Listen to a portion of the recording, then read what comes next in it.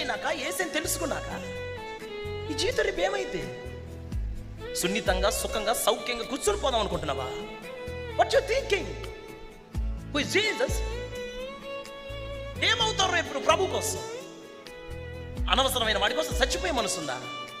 దేవుడి కోసం పానార్పణంగా పోయబడాలన్న ఆలోచన నీ హృదయంలో కలిగిందా? పెత్తనాలు కావాలా మనకి? గొప్పతనాలు కావాలా మనకి? ఎవరు గొప్పండిడా? పెత్తనాలు చేయటం పెద్ద గొప్పతనమా?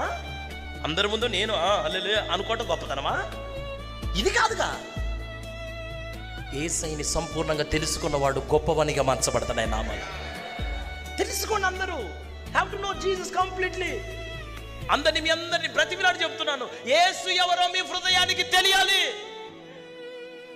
నువ్వు కథలకు తెలిస్తే నీ ఆత్మీయ జీవితంలో తప్పనడుగు లేయవు. వెరగబడిన వ్యక్తిగా మార్చబడవు. నీ విశ్వాసం సన్నగిలదు. నీలో అధైర్యం అనేది రాదు. ఉంటే ఉంటాం అంతే. ఏమైంది?